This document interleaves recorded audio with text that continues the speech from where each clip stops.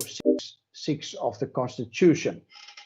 Once we've had those briefings, members will be granted an opportunity to pose questions, and then we will move to resolutions, and then we also have the minutes of a meeting of the 14th of July to consider.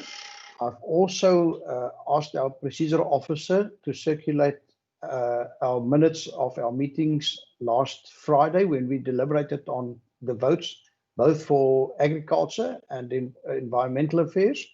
And then also, I would like us as members just to take note of the draft committee program going forward, as was approved this morning in the Programming Authority meeting. Members, I trust that is fine with you. If no response, then I assume it as a yes. And I would therefore would like to say thank you very much. Firstly, to our procedural officer and our support staff, particularly our IT staff, who are making this meeting possible. And then also, honourable members, thank you very much for joining us. I know you've been in a number of meetings since very early this morning, and many of them have followed one straight onto the other, sometimes even overlapping, and I'm really grateful. I'm just first going to give each of the members an opportunity to introduce themselves, also to read your name into the record. And can we start in alphabetical order? I believe it would then be Honourable Bartman. Thank you, Chairperson. Deirdre Bartman. Thank you, Chairperson. Matlodi Maseko. Danville Smith, Chairperson. An alternate member, are you standing in for Honourable Maran? That's correct, Chair. Thank you, and you're most welcome, Mr. Smith. And then can I first ask the officials from the Department of Environmental Affairs who are present to just introduce themselves? Thank you, Chairperson. This is Marlene Larosse. I'm Director for Biodiversity and Coastal Management within the Department of Environment Affairs and Development Planning. Thank you. And then from Cape Nature.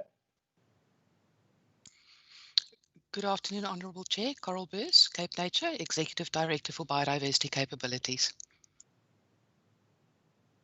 Thank you, Ms. Burse. And I believe you are also going to present to us the views of Cape Nature on the proposed regulations. That's correct, Chair. Thank you. You are welcome to beam your presentation onto our screens.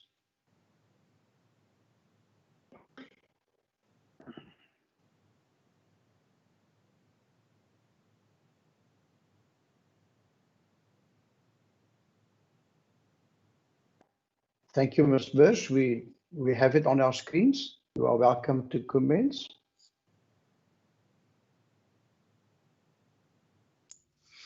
Thank you very much for the opportunity to provide a briefing on the draft amended norms and standards for the management of elephants in South Africa.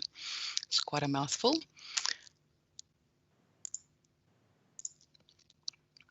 As introduced by the Chair, the norms and standards are in terms of the National Biodiversity Management Act.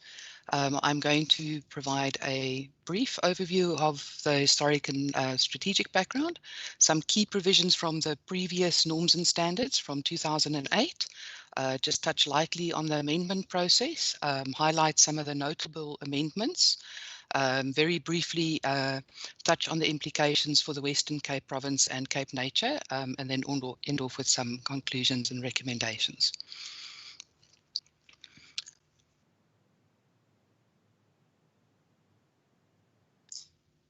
Apologies, just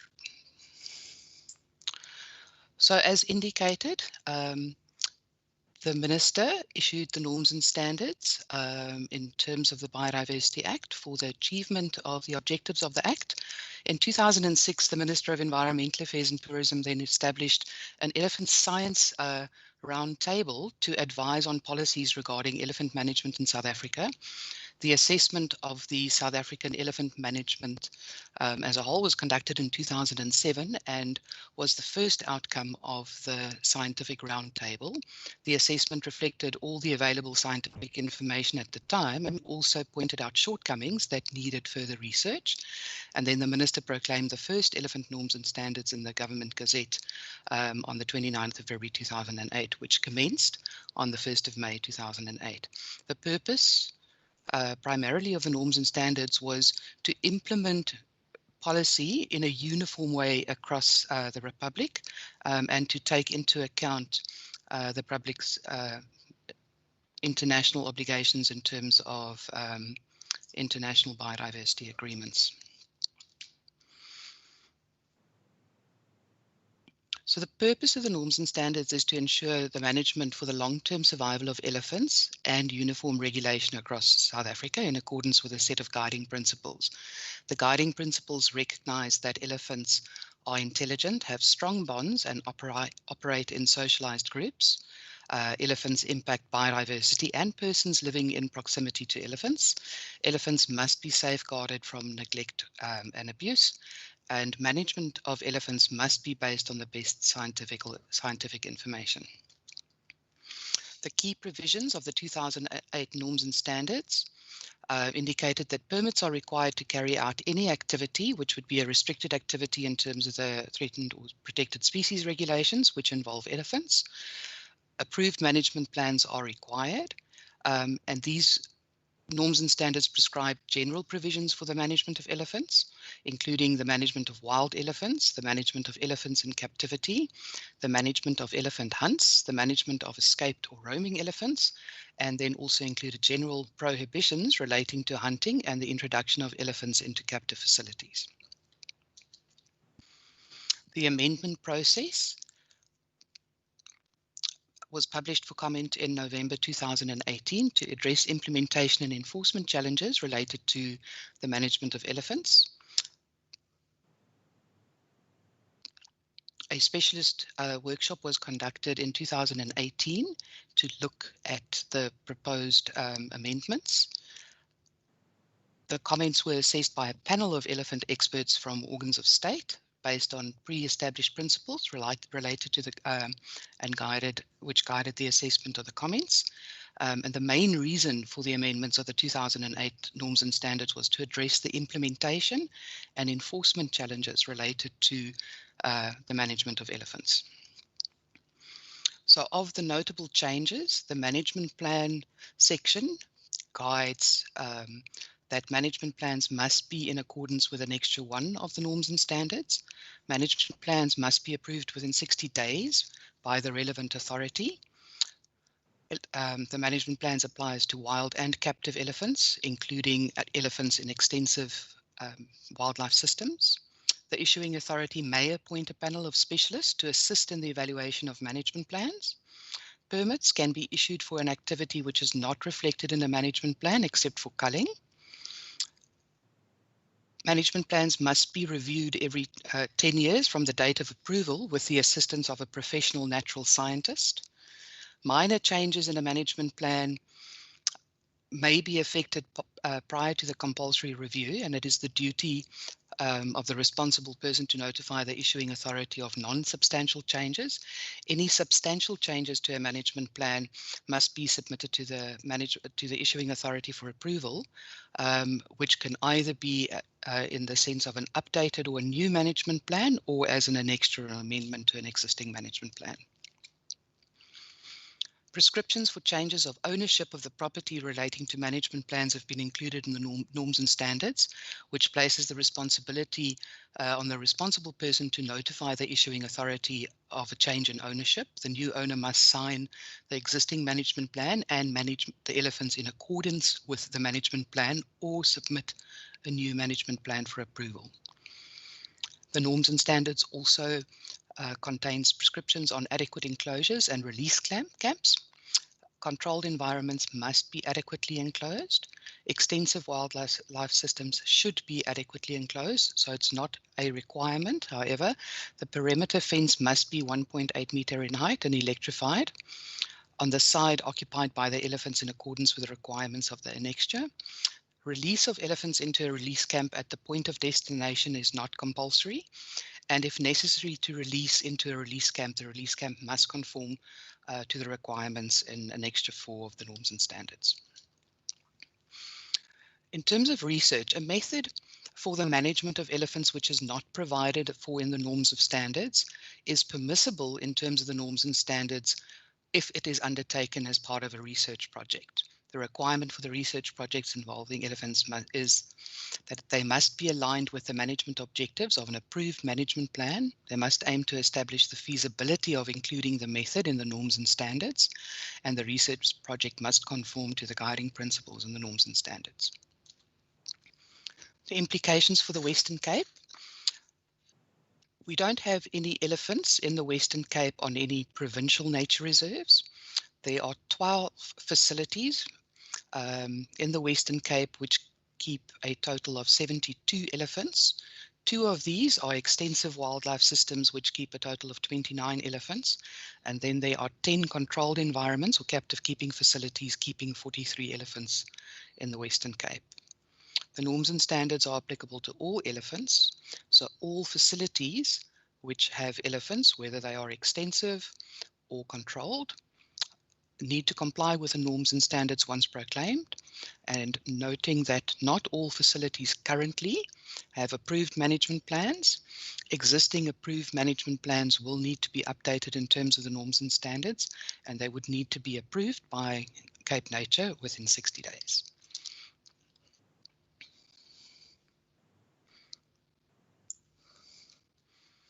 Our conclusion and recommendation is that we support the amended national norms and standards for the management of elephants in South Africa, developed in terms of Section 8 of the Biodiversity Act. We recommend that the Western Cape Standing Committee on Agriculture, Environmental Affairs and Development Planning support the implementation of the national norms and standards for the management of elephants in South Africa. And we recommend that the National Department of Environmental Affairs, Forestry and Fishery supports the regulated community through compliance promotion programs, such as roadshows. Thank you. Thank you, Ms. Beers. Anything else that you would like to add? No, thank you. Thank you. And then Ms. LaRose from the department side. Anything that you would like to add? Nothing from our side. We have been engaging with Cape Nature in the process, and we support the position that is put forward as recommendations. Thank you. Thank you so much. Thank you, honourable members. Before I hand over to you for any questions that you would like to ask, I can just indicate that I have received a number of apologies, including those from Mr. Anton Bredel, the Minister of Local Government, Environmental Affairs and Development Planning, Mr. Piet van Zyl, the Head of Department for Environmental Affairs and Development Planning, as well as Dr. Razina Omar, the Chief Executive Officer of Cape Nature. Thank you, honourable members. And with that, I would like to hand over to any members that would like to pose a question or questions on the elephant norms and standards. I have a number of hands. Thank you for raising your hands.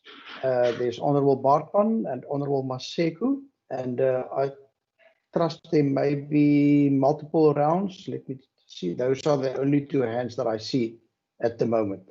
Honourable Bartman, please proceed. Thank you, Chairperson, and thank you to the department for this presentation. I just want to find out, because I'm not as technically inclined on this particular field of elephant captivity and norms and standards as the departmental officials in Cape Nature. Do the norms and standards apply to elephants not in captivity? Are there elephants in the Western Cape that are not in captivity? And then on the procedure part, I wanted to find out when the amendments were gazetted, and I think they were gazetted in 2018, there was a select panel of elephant specialists of organs of state, and I just wanted to find out who the specialists were. Were they chosen by the National Department?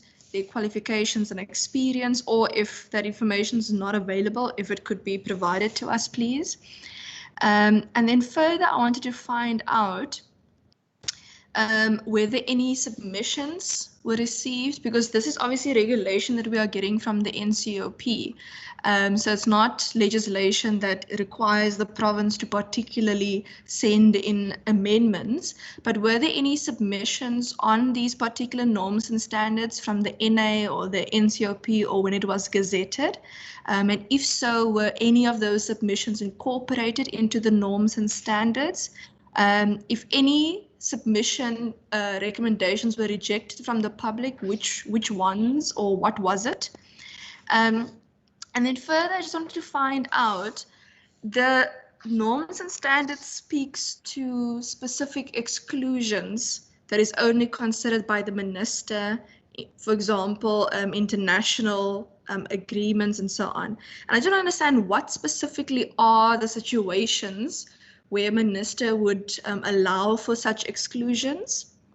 And then finally, Chairperson, apologies for all my questions. Hopefully I'll be able to ask some more in the next round. I just want to find out, on slide 7, there's a difference between the wording should and the wording must on those two sentences after each other. Let me just see. It's slide 7, yes.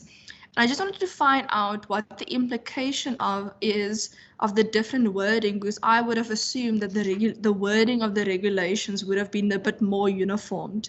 Thank you. Thank you, Honourable Bartman. Over to you, Honourable Maseko.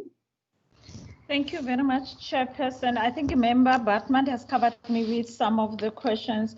Just a quick one or two. For this amendment to the what do we call it? Regulations. The regulations. Norms I'm sorry. The norms and standards. I'm sorry, Chair. I was a little bit. Yeah. I just want to find out: are you aligning them to the best practice in the international standard? And if that's the case, what is it that you have identified that is being done different was included in your 2018 norms and standard that you feel has to change now? That's number one. Number two, I see the 60 days for the norms and standards to be implemented after approved by the Cape Nature. Not by the department or wherever organization. Is there any financial implications in Western Cape, because it's only in the private? Are there any financial implications? And if there are financial implications, is there any contribution from those private companies that have indicated if that is going to be viable for them for the 60 days? And how did you come about with the 60 days? How did they come about with the 60 days? It's based on what to really say 60 days is the enough days for it to be visible to those private companies? And maybe just to be indulged a little bit, because I don't know a lot about this, Chair. What are the challenges maybe from the Cape Nature, if we can just a little bit say, what are the challenges that they have identified, or what are the loopholes that they have seen with the norms and standards that we did have now that they felt that we need to tighten the screws a little bit?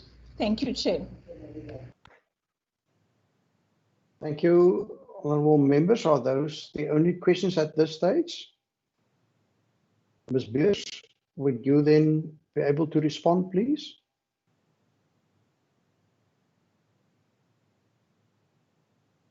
Thank you, Chair.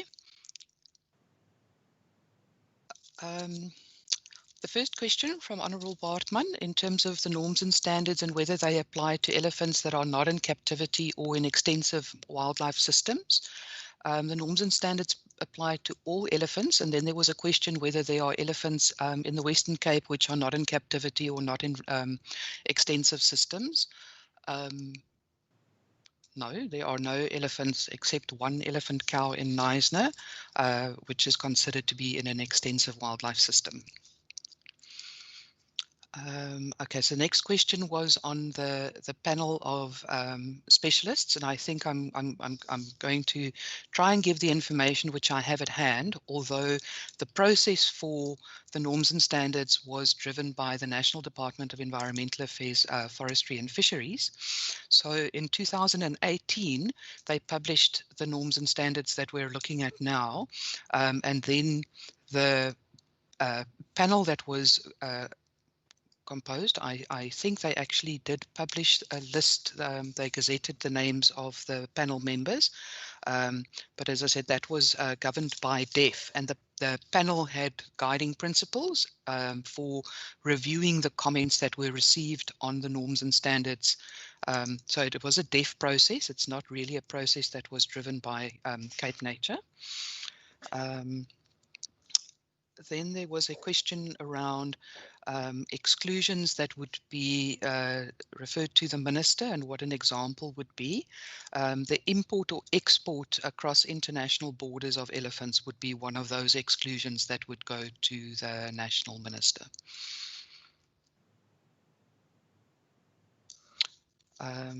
In slide 7, it is the question around the should and must. So where the norms and standards indicate, that's slide 8. Controlled environments. So these are these are captive facilities. So captive facilities must be adequately enclosed. So it's basically saying that if you're keeping animals in a small area, they must be adequately enclosed. If it's an extensive wildlife system, a very large system where animals can roam in a natural state, these should be adequately closed. But however, if I point out, like the Knysna elephant is in a extensive wildlife system which is accessible, so it is not a prescribed requirement that they must be adequately enclosed. Honourable Maseko asked in terms of whether the norms and standards are aligned with best international practice, and what would be an example of an alignment. And I think it would be the increased accountability in terms of the welfare or well-being of animals, which is also being proposed in terms of the update to the Biodiversity Act. And then the question around the 60 days. The 60 days pertains to the issuing authority, which is Cape Nature, in terms of the time frame that the authority has to approve a management plan. So a member of the public can take how long they want to in terms of compiling their management plan, but it's the issuing authority which would only have 60 days to approve a plan once it is submitted. And whether there are financial implications, there's obviously an additional pressure on issuing authorities to approve within the turnaround time. And then the question on identified challenges or loopholes. I think the challenge is, as I said, it relates to the time frame in terms of approving plans, and to work with the people who have elephants in the province in terms of updating their plans. Fortunately, we don't have hundreds and hundreds of elephants in the province. I think if there are any follow-up questions, I can elaborate further. Thank you. Thank you, Ms. Pierce. Just from my side, and thank you, Honourable Bartman, I also see your hand. If I can refer you to paragraph 3, I don't know if it's a sub-paragraph, let me just, 6.3, management plans. The wording there says that a management plan, and then it spells out what must be contained in such a management plan. But when the issuing authority, which I believe in this case would be the provincial department, I think, receives the management plan, it must consider the information and approve the management plan within 60 working days. It's not that you must consider it or anything. You must approve it, and your only option, it seems, if you don't want to approve it within 60 working days, is to request the relevant additional or outstanding information it deems necessary and approve the management plan within 60 working days of receiving the additional or outstanding information. My reading of the current wording is that you must approve, and you must approve within 60 days, or you must ask for additional information. And if you receive that information, I almost want to say, irrespective of the quality or the contents of that information, you must approve the management plan within 60 days. So that is my first point. You don't see this as being too restrictive. The second thing is also, my question is, it seems to me in terms of your neighboring properties, neighbors will not be given an opportunity to comment on the relocation of elephants to a property adjacent to them. And I'm just wondering whether, one shouldn't be taking into account the views of neighboring properties. I do see that in the one instance, I think it's of the captive animals, that there must be proof that the neighbors have been informed of the submission, but it doesn't seem as if the neighbors will be given, let's say, 21 days or so to respond to that. And then lastly, my question is, a management plan applies for a period of 10 years. Now, it seems to me two things can happen. The first one is that after 10 years, people refrain from, again, submitting a management plan. So my question would be, what happens then? And what should happen if people change and people's enthusiasm may decrease? People might be very passionate and would like to have these as tourism facilities, but there could come a time when it's no longer a profitable enterprise, or they run into financial trouble. What is going to happen then with the animals? Must they be sold? Must they be culled? If you could just help me. And what happens if people don't stick to the undertakings given in the management plan? That's from my side for now. Honourable Bartman. Thank you, Chair. It's not a follow-up question. It's I don't think one of my previous questions were answered. It was the one regarding whether there were any submissions from the public. I know that obviously it's Cape Nature and the Provincial Department in front of us today, but it would be helpful to know if the NCOP and NA received any submissions from the public, or if the department received it, and if there is no information right now, perhaps if we could get it in writing, perhaps, and what those submissions were, and was any of those taken into consideration with the norms and standards, and if not, which were not taken into consideration. Thank you.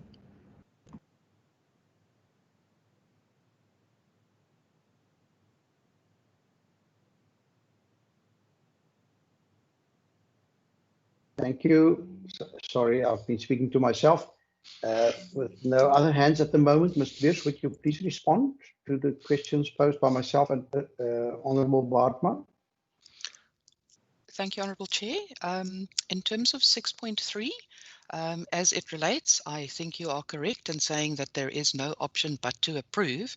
And I think the premise has been that if someone is wanting to keep elephants, the premise, the obligation is on us as the issuing authority, that would be Cape Nature, to assist in making sure that a management plan for elephants meets the requirements in terms of the norms and standards, and then would be approved. I do, however, think that it not giving the option to not approve is a concern, and I think we overlooked that. So we agree. In terms of the 10 years, in terms of the period for the management plan, or what happens at the end of the 10 years. I think if someone does not comply, and Dion Hignett, who is with us, might have to help me here. If someone doesn't comply in terms of that, then it is a contravention in terms of the Biodiversity Act and the regulations, which would need to be followed up. But the issue around the contingency, if someone doesn't have the money or the necessary means, part of the management plan is to address what those contingencies are that need to be in place should the venture not be feasible. And we particularly look at those in terms of where the obligation goes for animals, especially when they are in captivity. Once the venture isn't viable, like who is going to make the decisions about the animals? And if I can get back to Honourable Baartman on the submission from the public, I apologize for skipping that question. Unfortunately, we do not have the information as the process was run by the Department of Environmental Affairs and Forestry. So I expect that they received many submissions from the public because they convened a panel to review the comments, and we would need to direct the question to the National Department in terms of the submissions and the responses. Thank you.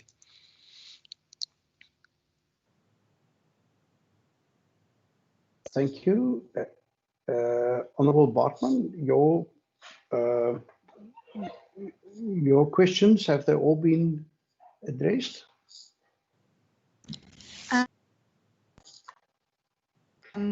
If through either your provincial department, if we could just receive those particular submissions that were made at a national level, as well as the panel list that was indicated that was gazetted by national with the specialists as well, please. Good, thank you. I see the hand of Ms. Laros. Thank you, Chairperson. Just wanted to highlight that the NCOP and National Assembly processes, obviously we as a department wouldn't have received directly any of the comments which were sent directly there. We would be unaware of that. And then also just to note that the panel, I think, is available on the departmental website of DEF, and we will ask via DEF to receive the comments and responses and forward such to Shireen.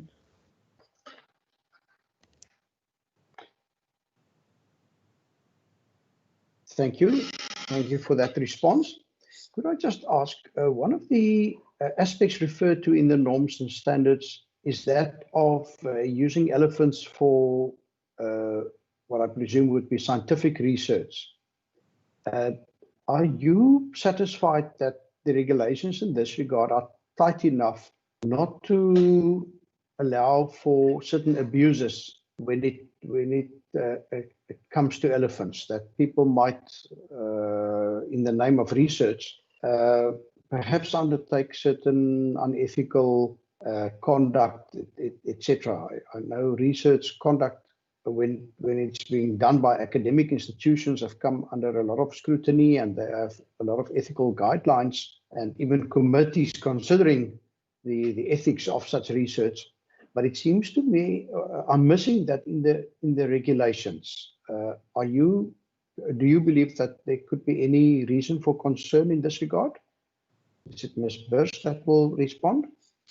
Thank you, Honourable Chair. I think we are satisfied that the section, so section 28.2, that speaks to the requirements of research projects and how they need to be aligned with the specific management objectives.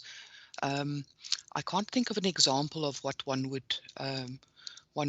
might bring under a research project, which is a new method that hasn't been, maybe it is in terms of contraception. So the research project would need to firstly meet the requirements of the management plan and then also be aimed at being included in the norms and standards through a feasibility assessment, and that satisfies us that the scrutiny that will be applied in terms of the research projects are adequate. Also noting that we are now in a position as an issuing authority to consult a panel of experts or to bring in external experts in the review of management plans, which would then include the research permits that are associated. Thank you. Thank you. Honourable members, are there any further questions from your side?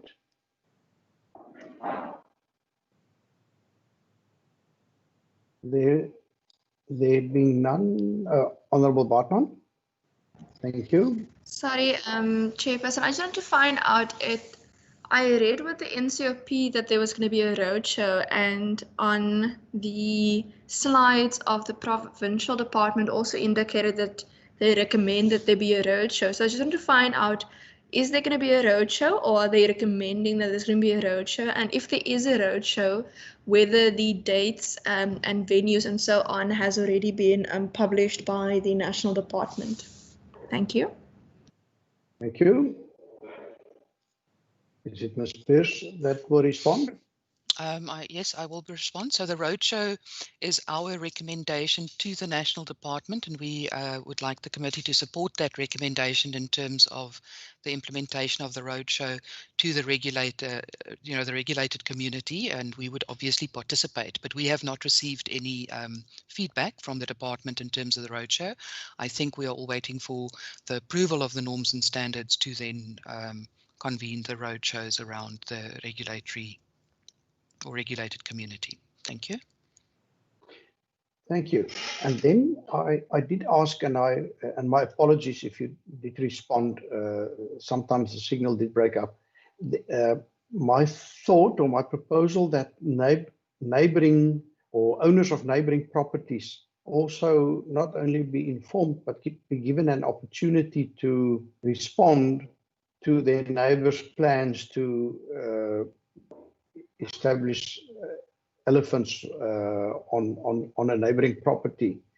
Would that be something which you would support? Is it something that would make your task too cumbersome? Thank you, Honourable Chair. I'm going to refer to Dion Hignett to respond to this question. Oh, that's correct. That's you. Let's give him an opportunity. I think that was your response the first time as well, that he would be best placed. Mr. Hignett? Yeah, with regard to the neighbour's approval, we don't generally ask for approval from a neighbour, but we do insist that anybody that wants to keep actually any large or dangerous mammals or game in general, that they at least inform their neighbours that they are going to do this, and then there can be some sort of consultation between the neighbours involved. As they say, good fences make good neighbours, so it's up to that person that wants to house those animals to make sure that their fences are adequate. If the fences are adequate, then there's usually no reason for us to refuse such an application, but we do insist that they have informed their neighbours at least, and then that process can exhaust itself.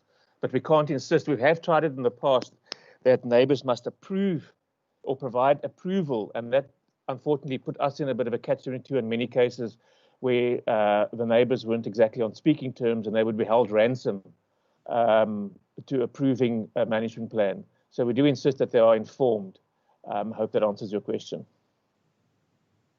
Yes, thank you. I see that the regulations don't expect the neighbours to agree to it, and just as with building plans and so on, your neighbours don't necessarily need to agree. But I was just wondering whether neighbours shouldn't have an opportunity to comment directly to the department on such plans.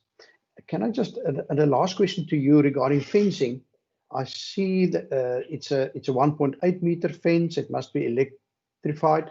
I'm not knowledgeable about elephants, but I do know that horses, for example, sometimes get with what is known as spooked. And I'm just wondering, are you satisfied that a fence of 1.8 meters with electrified? It doesn't say how strong the electricity or how high the voltage should be, if I remember correctly from the norms and standards, that such a fence would make for good neighbours. Mr. Hignett? to be quite frank, elephants are actually pretty easy to keep inside a fence. If you keep them happy, they'll stay there. And generally, they don't want to wander off properties if they are happy where they are. The fencing requirements, ours are probably more restrictive, given that the Western Cape isn't exactly ideal elephant habitat. So you will find quite often that our restrictions, the norms and standards will set the minimum, and then our provincial restrictions will be more restrictive. This happens in quite a number of cases. So we're quite happy with the fencing restrictions that we would impose in the Western Cape to maintain or contain elephants. Thank you. So you're saying that the Western Cape would be able to apply, these are the minimum norms and standards, and you have the scope to add additional requirements. That's correct. And in some cases, we actually do. It's sort of, I won't say it's a tacit agreement, but it is an agreement with the provinces and national that we can be stricter than the minimum set by the national norm and standard or the national regulations. That applies to things like fencing and tariffs and minimum sizes for enclosures. So we do, in quite a few cases, apply stricter, what they call stricter domestic measures. It's almost an international norm. You just can't be less than the norms and standards, but you can be stricter, which in many cases we are. Good. Thank you very much. Honourable members, are there any further questions before we allow the officials to continue with their daily tasks? No hands? Thank you very much then, Ms. Birch. Thank you very much for the presentation and for the homework that you've put into this. Then Ms. La Roche, any last word from your side on behalf of the department? Thank you, Chair. Nothing further from our side, but we'll immediately follow up with the request for information and copy Mrs. Nicker in so that she receives any information that we receive to provide to the committee. Thank you. Good. Thank you very much, and we appreciate that you're always willing to come and assist us with comments, etc. And I wish you all a good day. And members, if you could just stay online for what I would call committee business. Thank you very much. Thank you, Honourable Chair. Honourable members, goodbye.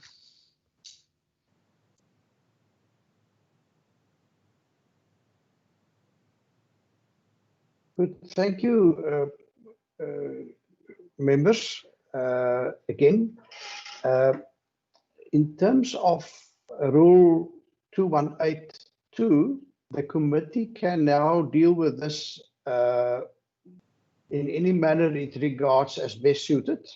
We don't need to take a decision on this.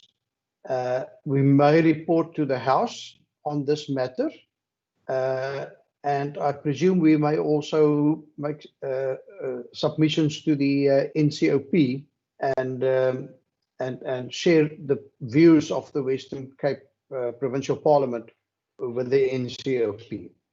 Will Ms. Niekerk, our procedural officer, just advise us whether there are any other options to consider? No, you're 100% correct, Chairperson. Just a reminder, what the committee has done with previous regulations was that the committee commented on those regulations and then submitted the letter to the NCOP. We did not report to the House on this matter. So those are the options as you specified, and then the written part, the written submission to the NCOP. Good. Then members, in terms of resolution, would any one of you would like to start verbalizing some resolutions for us as a committee?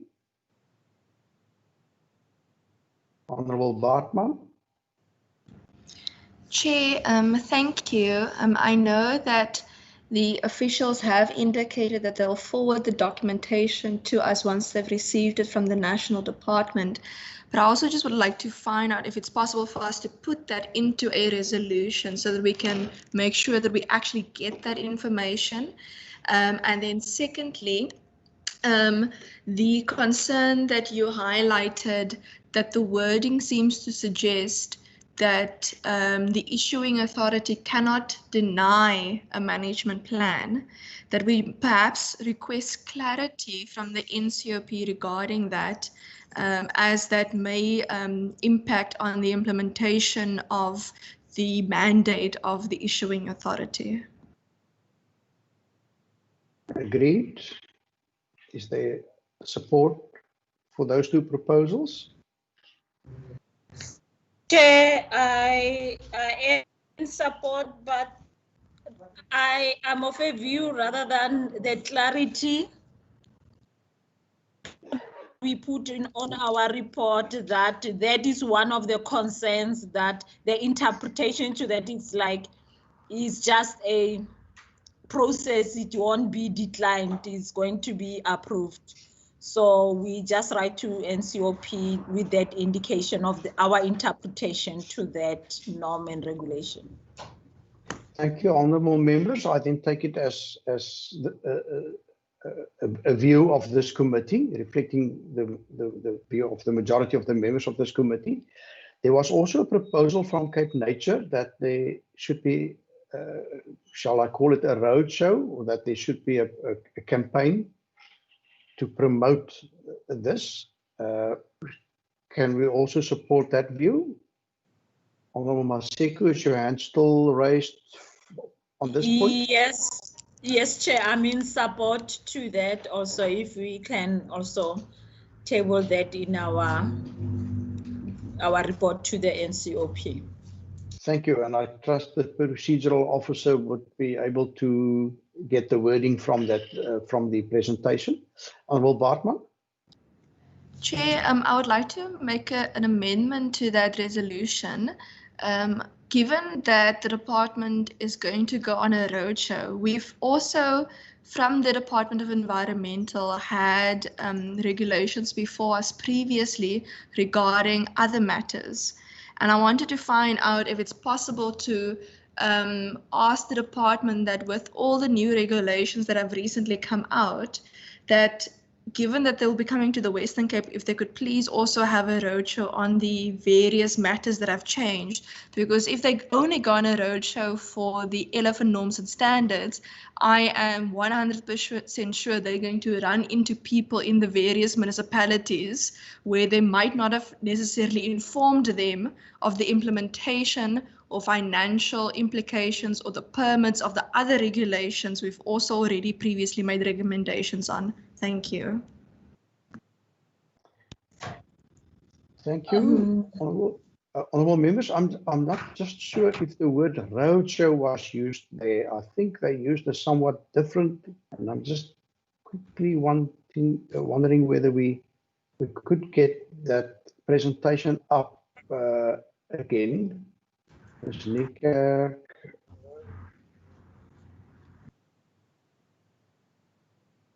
Can we just get the wording there which the department used? Just a second, Chair, let me just get it up on the screen.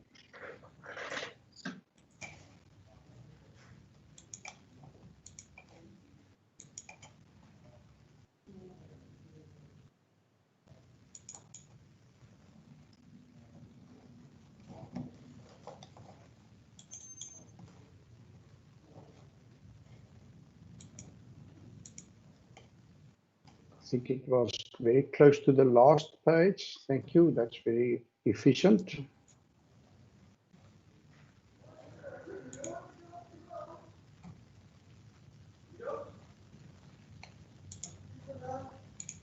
Thank you.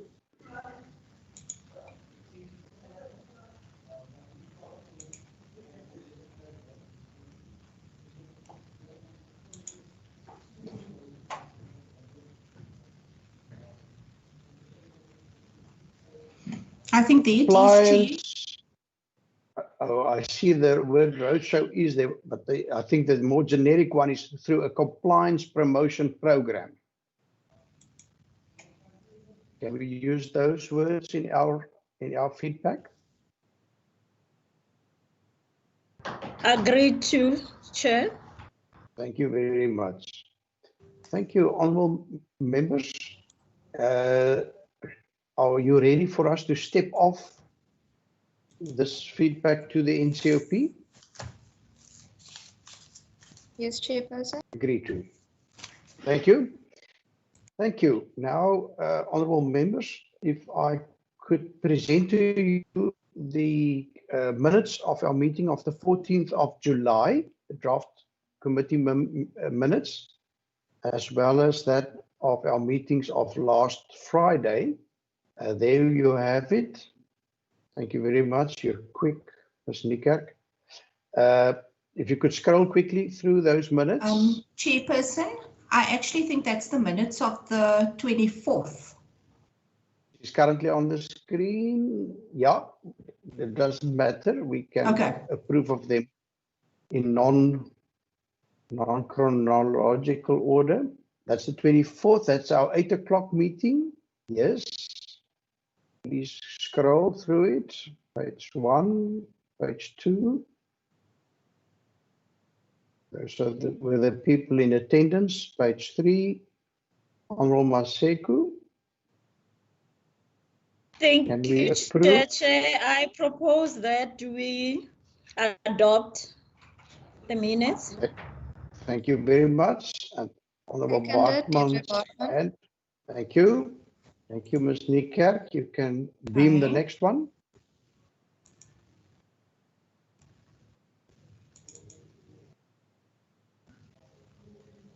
All right, that's the next, that's 14th of July, Chairperson. Thank you. In our time machine, we are jumping backwards. Honourable members, you see who were present. Thank you. You can scroll down. That was our meeting, I think, regarding Vikral and Amalienstein. Yes, Chair. Approve. There's a proposal that we approve the minutes of the 14th of July. Support for that? Second, David Bartman. Thank you very much. And then I think the last set of minutes to consider before we go on to the committee program is that of last Friday. I think it was about 15:30. Correct. Again, you see who were all present. Page 2. It was circulated last night, honourable members. Honourable Maseku.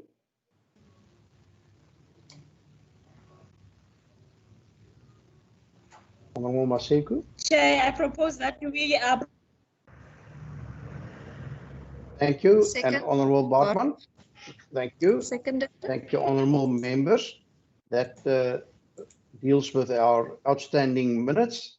So now, honourable members, I don't know if we've got a presentation on our program going forward, but I would like to draw your attention to our program going forward, and particularly you may recall that we've mentioned the possibility of paying a visit to deal with some of our outstanding resolutions to the Milkwood Forest, as it's called in Schoolbook, Hermanus. It's a matter that Honourable Marais has been putting on the agenda, I think, even since last year. And at this point in time, there you see the proposed program, the draft program for Tuesday, the 1st of September, with the kind permission of Honourable Derek America, the Chair of Local Government, who has relinquished that slot for the morning on that Tuesday, the 1st of September. It's proposed that we pay an oversight visit to a game farm, Lamloch, who incidentally also applied to have a number of animals, including buffalo, which they have apparently not yet relocated, but they also intend to relocate elephants. And that is the area just outside of Kleinmond. And then there's the Kogelberg Nature Reserve, who informed us recently that they have established new infrastructure in the form of chalets, which even were awarded an eco-friendly design award. And so the idea is that we visit them on the Tuesday, and then on the Wednesday go on to Hermanus, and then to visit the Milkwood Forest, as well as to speak to, and we will probably expand that invitation not only to Abergold, the abalone farm, but also to other abalone farms in that area. I have been approached by them with their concerns regarding the poaching of abalone, the handling of abalone once confiscated by the police, etc. Now, members, we would be able from the committee's budget to support members in terms of traveling, because I think in terms of lockdown regulations, there are real concerns for us all traveling together in one vehicle. So members would be allowed and compensated for traveling in private vehicles. And then there would also be the option to stay over in either Kleinmond or Hermanus if members so wish. Would that carry your favor, honorable members? Chair, we are in support to that. I think it's a resolution of the committee as a whole. Good. Thank you, Honorable Bartman. Thank you, Chairperson. I support, and I just want to find out if it's possible for those who prefer not to drive themselves, if arrangements can be made from the WCPP, and we just then make sure that there's social distancing within whichever vehicle they are able to provide for driving purposes for us, and obviously the respective PPE. Thank you very much. And I presume you mean that you wouldn't like the vehicle to be loaded to 100% capacity. Ms. Niekerk, would there be such an option for, let's say, 4 members traveling in a 3-seater or 3-row minibus? No, certainly, Chairperson, arrangements can be made in that regard. Good. Thank you very much. Members, thank you for these kinds of questions and proposals. Are there any other aspects that you would like to highlight for myself and particularly our procedural officer to keep in mind when we arrange for this? Honorable Maseku. Thank you very much, Chair. I just wanted to say to Mrs. Van Niekerk that I'm booking my space in the transport a distance from Member Bartman. Noted, member. No, it should be less than 50% in that vehicle, social distancing. No So problem. it seems to me one of us may end up having to drive the vehicle. Good. Thank you. Ms. Nika, can I just ask, are there any other obligations between now and the 1st of September for members of this committee? Yes, Chairperson. Yes. If you have a look at the program, well, there's a constituency period next week, which you know, members know. And then on Wednesday, the 12th of August, we have the verbal presentation on the NEMLA bill by the Centre of Environmental Rights and the Department of Environmental Affairs and Development Planning. That's the 12th of August. It's a Wednesday, because the Tuesday, the 11th of August, is a constituency day. And then on the 18th, the committee then will be sitting to draft its negotiating mandate reports on both bills, the National Forest Bill as well as the NEMLA bill. And those are the only 2 meetings preceding the oversight visit. Good. Thank you, members. I trust you are all in agreement with those arrangements. Members, can I just say that the NEMLA bill deals with a number of pieces of legislation, and one needs to have your wits with you. And flowing from my experience this morning when we were dealing with the Municipal Structures Amendment Bill, I must tell you that it's more of a workshop to be able to put together, comments and proposals regarding these bills. And I'm just wondering whether there would be an opportunity for us to perhaps, I almost want to say, go offline and be able to, put proposals forward and then comments, etc. Because to have it in only one session, I find very difficult. Let me just use those words. Honorable Maseko,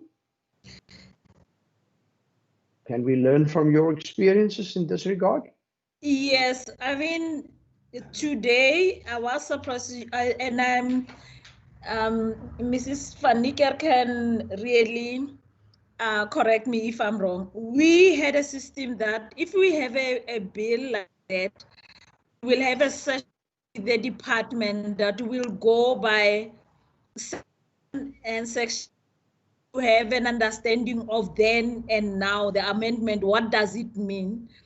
And time we have the contributions from other organizations or any public, already we have the in-depth understanding of what are the implications and why that has to happen if the department comes and saying they are in support of that.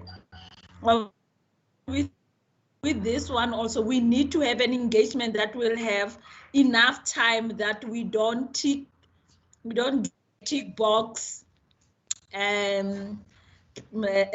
practice. We really go in, even what we might think that it's not a big deal, it might be a big deal to me and not a big deal to you, but the understanding of our contribution, it will be to do on behalf of our community. So if that should be considered, have that engagement, a thorough engagement to unpack those sections that are amended when we take a decision and we know that have a thorough of what is it, that does it mean, the implication of that, the cost attached to that since we don't have the money, and all those things that gets attached to the issues that we vote for, and not go in depth into getting information.